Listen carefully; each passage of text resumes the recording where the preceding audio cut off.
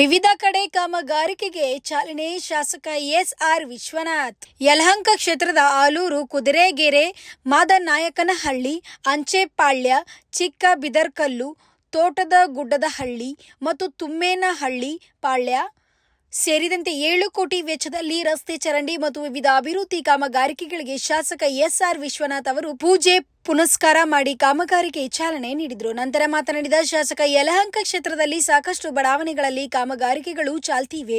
ಇನ್ನು ನೂರಾರು ಕೋಟಿಗಳು ಅನುದಾನವನ್ನು ನಿರೀಕ್ಷೆ ಮಾಡುತ್ತಿದ್ದು, ಆದರೆ ಇಲ್ಲಿಯವರೆಗೂ ಸರ್ಕಾರ ಒಂದು ನಯಾ ಪೈಸೆಯನ್ನು ಸರ್ಕಾರ ಅಧಿಕೃತವಾಗಿ ಬಿಡುಗಡೆ ಮಾಡಿಲ್ಲ. ಆಡಳಿತ ಶಾಖರಿಗೆ ಹೆಚ್ಚಿನ ಅನುದಾನ ನೀಡಿದ್ದು, ವಿರೋಧ ಪಕ್ಷದ ಶಾಸಕರಿಗೆ ಕಡಿಮೆ ಅನುದಾನ ನೀಡಿದ್ರೆ ಅಭಿವೃದ್ಧಿ ಕುಂಠಿತವಾಗುತ್ತದೆ. ನಾವು ಹೆಚ್ಚಿನ ಅನುದಾನವನ್ನು ನಿರೀಕ್ಷೆ ಮಾಡುತ್ತಿದ್ದು, ಸರ್ಕಾರ ಭರವಸೆ ನೀಡಿದ್ದು ಭರವಸೆ ಈಡೇರದೆ ಹೋದರೆ ಮುಂದೆ ಜನತೆ ಸೇರಿಕೊಂಡು ಕ್ಷೇತ್ರದ ಅಭಿವೃದ್ಧಿಗಾಗಿ ದೊಡ್ಡ ಹೋರಾಟ ಮಾಡುವುದಾಗಿ ಎಚ್ಚರಿಕೆ ನೀಡಿದರು.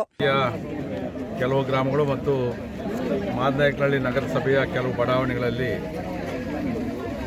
ಕಾಂಕ್ರೀಟ್ ರಸ್ತೆ, ಡ್ರೈನೇಜು, ಮೋರಿಗಳು, ಜೊತೆಯಲ್ಲಿ ಸ್ತ್ರೀಶಕ್ತಿ ಭವನ, ಅಂಗನವಾಡಿ ಒಟ್ಟು 7 ಕೋಟಿ ರೂಪಾಯಿ ವೆಚ್ಚದ ಕಾಮಗಾರಿಗಳಿಗೆ ಚಾಲನೆಯನ್ನು ಕೊಟ್ಟಿದ್ದೀವಿ. ಒಂದಷ್ಟು ಉದ್ಘಾಟನೆಗಳನ್ನು ಕೂಡ ನಾವು ಮಾಡಿದ್ದೀವಿ.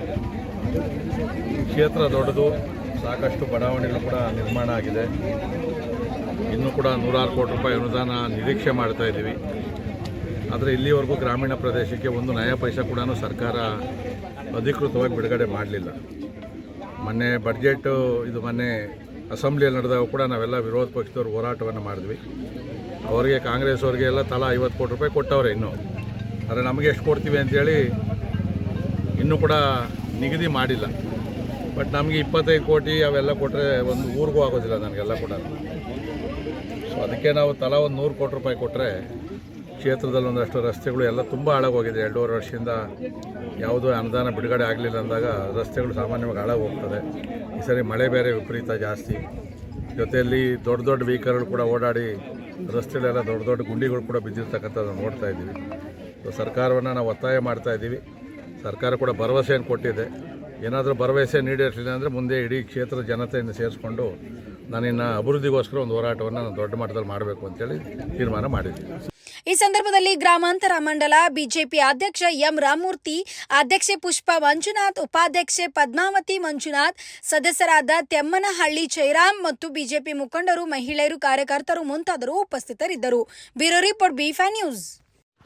Thanks for watching. Read, discuss and debate with editor Dr. Yan Prashant Rao. Wanted reporters in print, digital and visual media for Bharat Vaibhav Daily Newspaper, BV News 5 Channel and BV Fast Web News from all the talukas of Karnataka, Goa and Maharashtra. If interested, send your resume to 9019229369.